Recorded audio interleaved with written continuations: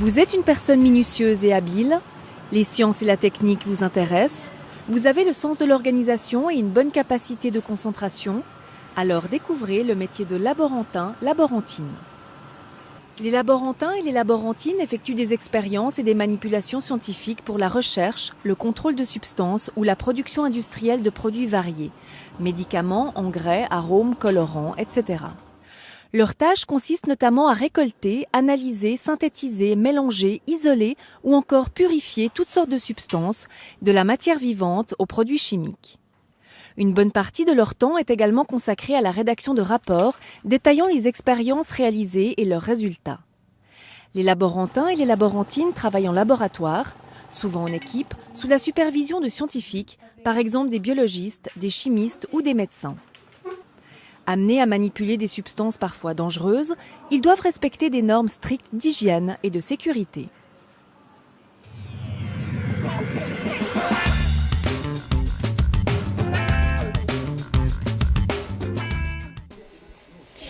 Déjà, j'avais envie de faire un métier dans le médical. J'avais d'abord choisi infirmière et je préfère le côté plus scientifique de laborantine. J'ai toujours eu un grand intérêt pour les sciences, que ce soit chimie, biologie, puis je suis arrivé tout naturellement à ce métier en fait. J'étais assez bon en fait en chimie, en maths, et puis c'était les branches qui me plaisaient le plus à l'époque, alors je me suis orienté dans cette voie. Dans ma famille, il y a une personne qui était laborantine médicale, et puis on m'a conseillé de faire un stage là-dedans, et puis ça m'a tout de suite plu. Moi, c'est surtout faire les manipulations en laboratoire, et puis comprendre, faire des choses de biologie, c'est surtout ça qui m'intéressait à la base. De savoir comment tout s'imbrique et tout ça, j'ai besoin un peu de comprendre les choses pour être satisfait, c'est comme ça. Après aussi, le fait de travailler en laboratoire, ça aussi, c'est ce qui me motive. Dans une équipe de recherche ou bien autre. Et c'est surtout le côté pratique, le côté, on va dire, pas intellectuel, mais le côté de réflexion quand même qui existe dans ce métier qui permet de bien faire un partage entre la réflexion et la manipulation en fait. Et on fait énormément de pratique, on n'est pas toute la journée derrière un ordinateur. C'est très varié, on a histologie, microbiologie, chimie. Donc voilà, c'est surtout la variété et puis moi j'aime tout, donc voilà.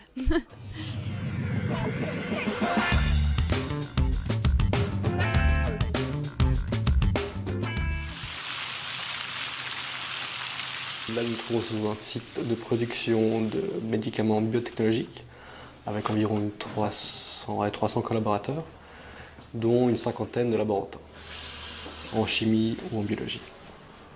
Alors, dans un laboratoire de contrôle, le laboratoire en chimie fait pas mal de tests physico-chimiques, une partie visuelle ou avec la coloration, où on peut contrôler les limites d'impureté d'un produit par rapport à certaines normes. On a aussi une partie avec des appareils analytiques pour contrôler l'évolution du produit ou aussi les impuretés. Il y a aussi une partie prélèvement où on doit échantillonner le produit. On a aussi le contrôle et le suivi de ces appareils avec une maintenance. On met aussi en place des nouveaux tests pour des contrôles de limites. Et on a encore aussi un contrôle de prélèvement de tout ce qu'on appelle l'utilities, c'est-à-dire nos matières premières, notre eau, nos gaz, enfin tous les éléments qu'on utilise pour travailler tous les jours.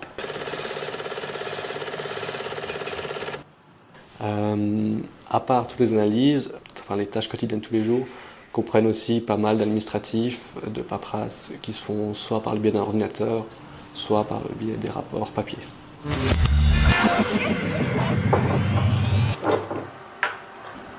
Donc nous sommes un laboratoire du CHUV. Nous sommes 3 laborantins et laborantines et une biologiste supervise notre travail. Donc nous sommes un laboratoire qui produit des souris transgéniques, donc des souris génétiquement modifiées. Donc le principe, on va prélever des ovocytes qui ont été fécondés avec un mâle pour les injecter d'ADN. Ensuite, on va les remettre dans une mère porteuse et 3 semaines après, on va avoir des bébés. Ces bébés, ils vont sûrement avoir un gène avec lequel on a injecté. Donc voilà, j'ai fait l'extraction, il y en a 10. D'accord, merci beaucoup. Ils sont nés le 18. Oui. Donc on va pouvoir le donner aux chercheurs pour qui on fait ce projet-là, pour que lui après il puisse continuer sa recherche sur différentes maladies. Ça peut être le cancer, le sida, et l'obésité. Merci beaucoup madame. Merci. Au revoir, bonne journée. Ça nous prend en général 3-4 jours dans la semaine. On a aussi une partie qui est culture cellulaire parce qu'on n'injecte pas que de l'ADN, on injecte aussi des cellules souches embryonnaires. Et on a aussi tout le contact avec le client, en fait, avec le chercheur, avec qui on doit communiquer, lui donner toutes les informations. On fait souvent des réunions aussi, tous ensemble, pour qu'il soit informé de la suite du projet. On doit aussi à la fin de chaque expérience noter dans notre cahier de laboratoire, dans un rapport de manip, tout ce qu'on aura fait durant l'expérience en fait.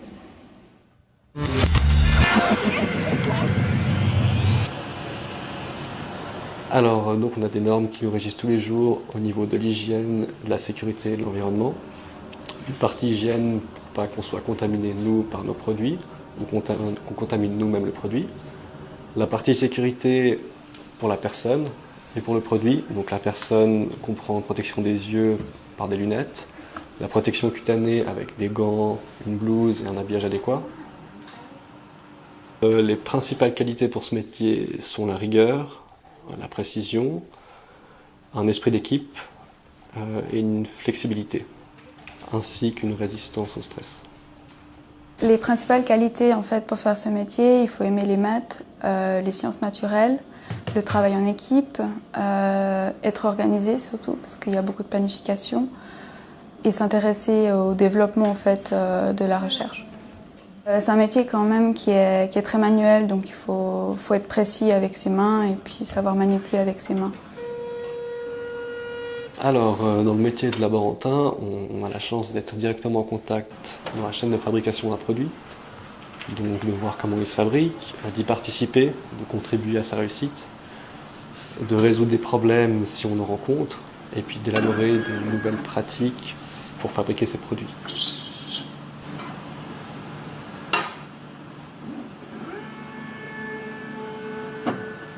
Il y a aussi à la fin d'une expérience, lorsque on a eu des bébés, qu'on a eu la confirmation qu'ils soient génétiquement modifiés, que tout soit OK, qu'on le donne aux chercheurs, on est d'autant plus heureux parce qu'on a vraiment eu l'impression d'être utile et de faire avancer la recherche. Alors les inconvénients dans ce métier, c'est la contrainte vestimentaire tout au long de l'année. On a aussi la flexibilité des horaires, on peut être amené à venir travailler des jours fériés,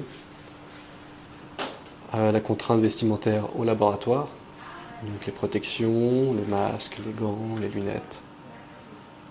Donc les inconvénients du métier sont les horaires, parce que de temps en temps, pour avoir du travail, par exemple le mardi, il faut qu'on vienne le samedi pour injecter des souris, pour injecter une hormone. Un autre inconvénient serait aussi des fois le stress, parce que bien qu'on ait quand même des journées assez calmes, de temps en temps, on est submergé de travail et puis il faut bien savoir gérer sa journée et bien planifier, bien s'organiser. Le métier de laborantin demande quand même une constante mise à jour et tenue des connaissances par rapport aux nouveautés technologiques, par rapport aux nouvelles méthodes d'analyse ou aussi aux nouveaux procédés qui peuvent être utilisés. Après l'apprentissage de laborantin, il y a un large débouché sur tout le domaine des sciences, que ce soit dans le pharmaceutique, l'industriel, l'agroalimentaire. On peut aussi aller chez les œnologues, par exemple. On a aussi dans tout ce qui est textile, pigments de peinture, les herbicides, fongicides. On a quand même un large choix, c'est la science.